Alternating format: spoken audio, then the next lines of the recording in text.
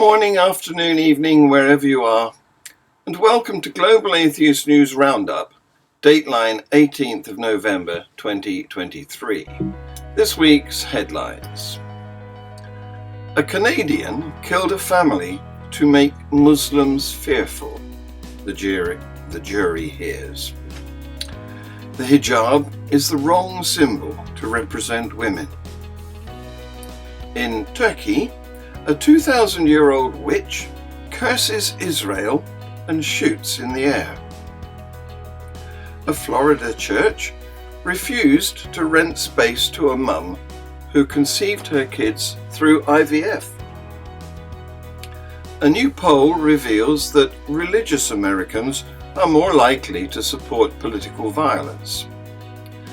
A Christian dad claims his gay daughter's councillor interfered with their anti-gay bigotry. A bill to separate the church from the state is to be introduced in the UK Parliament.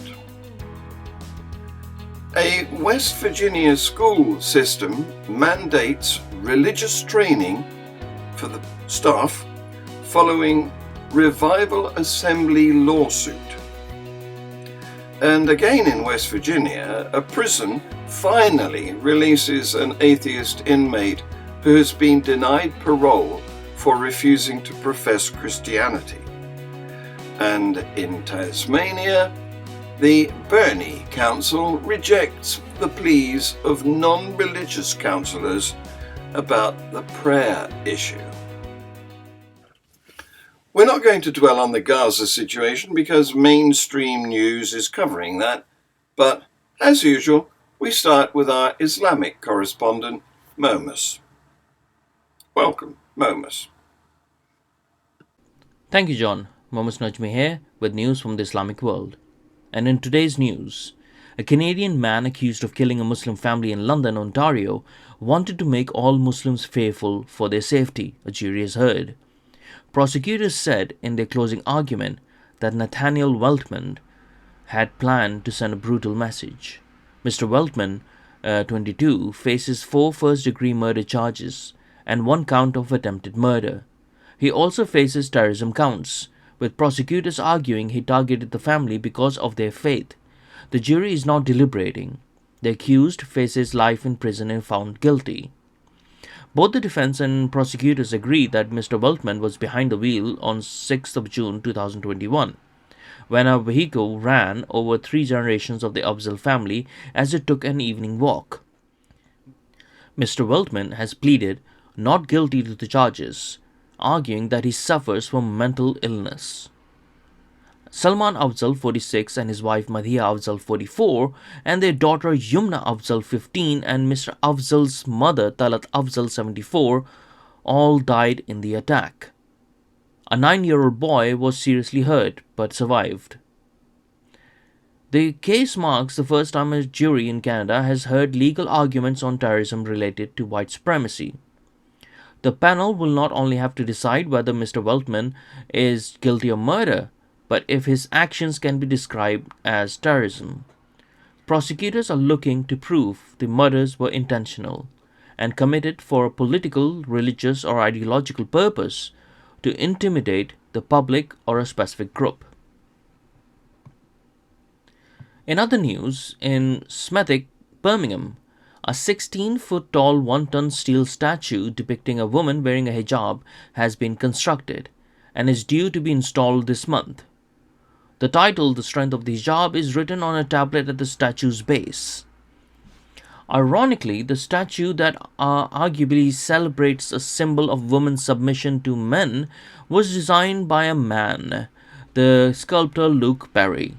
Perry said that he had drawn inspiration from speaking to Muslim women, according to his Instagram page. His work is often about underrepresented people. Underneath the title of the piece is a statement. It is a woman's right to be loved and respected, whatever she chooses to wear. Her true strength is in her heart and mind. The statement fails to acknowledge the utter lack of love and respect shown towards so many Muslim women around the world, whether in forcing them to cover their hair or in persecuting them when they say no.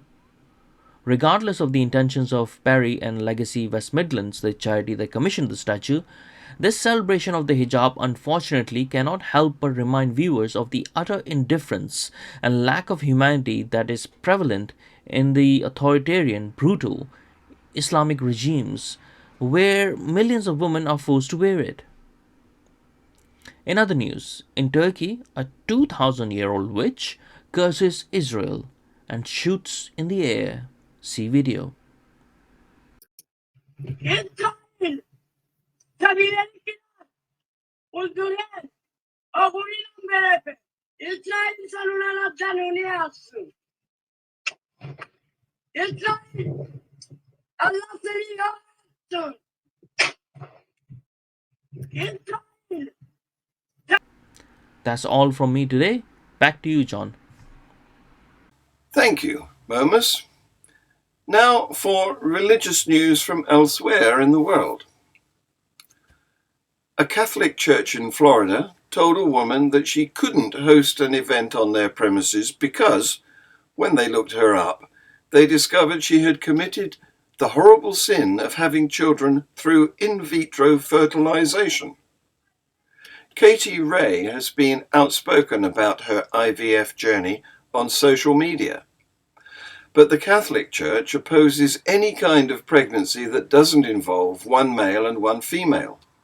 It's the same reason that Catholic hospitals won't help women with infertility. They oppose any technique used to achieve conception by the use of gametes coming from at least one donor other than the spouses. That includes sperm donation, the use of surrogates, and in vitro fertilization.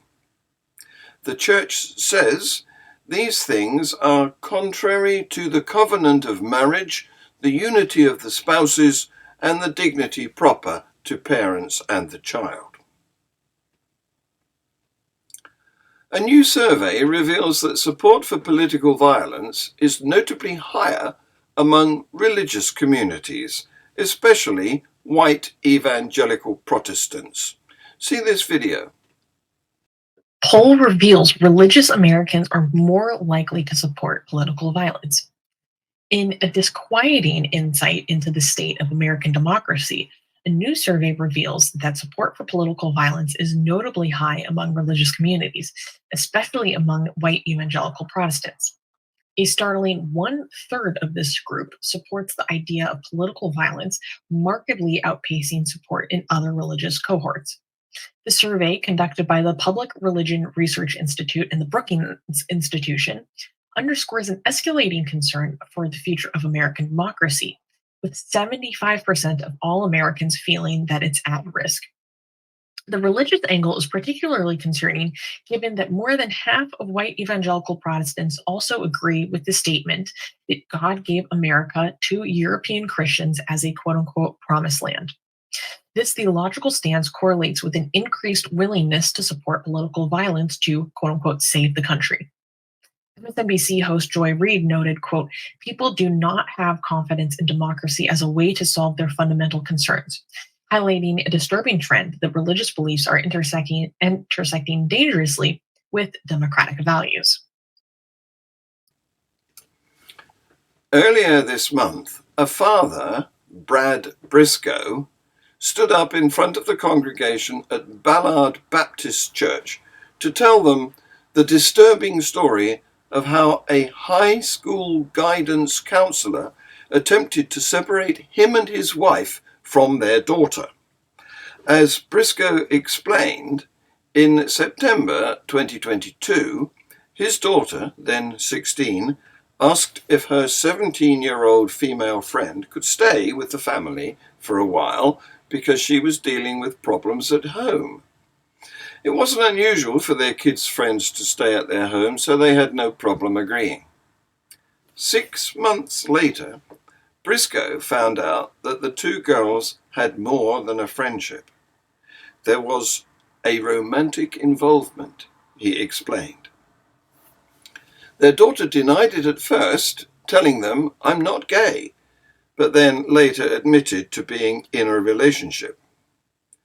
The Briscoes couldn't deal with it. They claimed that they loved their daughter, but also said a same-sex relationship was not allowed in their home, not while she was under their roof. And they punished her for lying to them and forbade her from seeing her girlfriend again. See this video. About this? She said, yeah, Briley, I did. Knew about it the whole time. At that moment, we knew it's time to call a lawyer.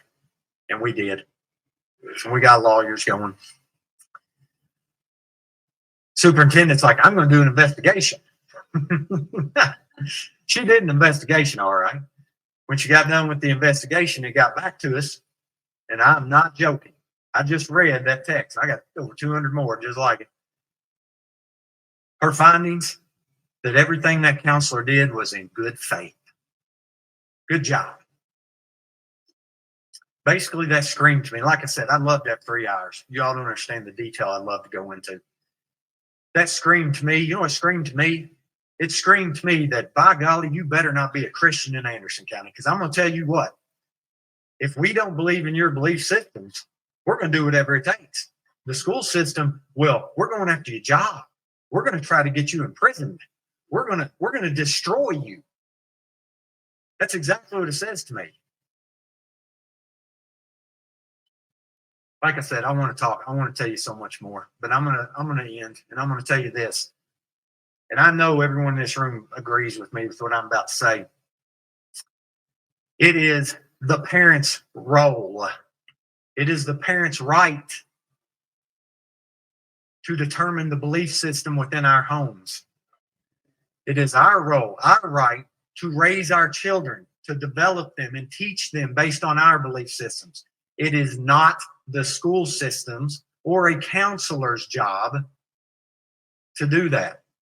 And I'll tell you something personal, real hardcore for me. It is sure not. A bill to disestablish the Church of England will be introduced in Parliament after being selected from the House of Lords Private Members' Bill ballot that followed the state opening of Parliament. The Disestablishment of the Church of England Bill, to be introduced by Liberal Democrat peer Paul Scriven, would formally separate the Church of England from the British state. It will be introduced in Parliament on December the 6th. Lord Scriven said disestablishment is long overdue, and the Church's privileged position is archaic and unacceptable. The bill has been welcomed by the National Secular Society, which has been campaigning for disestablishment since its founding in 1866. It said the established church is simply unsustainable. 4 families in West Virginia's second largest city of Huntington sued the district in February 2022, accusing the school system in the southwestern part of the state of having a systematic history of disregarding the religious freedom of its students and instituting Christian religious practices. Evangelical preacher Nick Walker had been leading revivals in the Huntington area during the school day that some students were required to attend. The lawsuit said 2 Huntington high school teachers escorted their entire classes to his assembly. The school district has now passed a policy mandating annual religious freedom training for the staff as part of a lawsuit settlement, which was finalized on Thursday, and Cabell County's Board of Education's policy now makes clear that it is not the province of a public school to either inhibit or advance religious beliefs or practices. Lawyer Brian D. Morrison said in a statement, "Students must remain free to voluntarily express their individual religious beliefs or lack thereof, as each student sees fit." In April, American atheists filed a federal lawsuit on behalf of their client, Andrew T. Miller, against the West Virginia Division of Corrections and Rehabilitation. Miller had requested secular accommodation, but the WVDCR wouldn't make them. Miller entered prison in 2021 after being convicted of breaking and entering, and he was serving a sentence of 1 to 10 years with a projected release date of April the 3rd, 2025. Being seen as a good inmate would have a direct impact on how soon he could regain his freedom. According to the lawsuit, the WVDCR operated a program called Residential Substance Abuse Treatment, RSAT, and inmates who were placed in that program were required to complete it if they wanted to be granted parole. Not going through the 6 to 12-month program resulted in a penalty that deemed inmates more of a security threat. American atheists claimed that was a problem because the RSAT handbook was all about Christianity. It included the Lord's Prayer, the Serenity Prayer, the 12 steps, all of which referenced a higher power. Another part of the handbook told participants, "For our group purpose there is but one ultimate authority, a loving God, as he may express himself in our group conscience. Our leaders are but trusted servants, they do not govern." It wasn't just the items in the book. Some of the required homework involved telling the course leader what God means to me and what prayer means to me. Soon after Miller was incarcerated, he was told he had to go through the RSAT program. He quickly realized how religious it was and asked for an alternative option. He was willing to do everything in the course that didn't involve professing a religious faith he didn't possess. Unfortunately, his request was denied. So were his multiple grievance complaints challenging that denial. The people in charge said he had no choice but to go through the Christian program. As a result of his pushback, he was denied parole on 3 separate occasions, with the board specifically citing the non-completion of the RSAT program as a significant reason that he wasn't allowed to go free. Then American atheists took up the case. West Virginia, like too many states, is forcing Christianity on the people incarcerated in their facilities as a condition of release, said Jeffrey T. Blackwell, litigation counsel for American atheists. Attacks like this on the rights of atheists, humanists, and any non-Christian person who interacts with the West Virginia Division of Corrections are ongoing and widespread. For many corrections officials, spreading religious propaganda is more important than respecting people's rights or the Constitution. Mountain State Justice Attorney Leslie Nash said, "No one should be compelled to sacrifice their moral or religious creed to obtain release from incarceration in West Virginia. Mountain State Justice is proud to work with American atheists to stand up for Mr. Miller's right to follow his conscience and secular humanist beliefs." American atheists have just announced that Miller is now a free man, which means that the faith-based policy is no longer being used to keep him incarcerated. Furthermore, the West Virginia Division of Corrections and the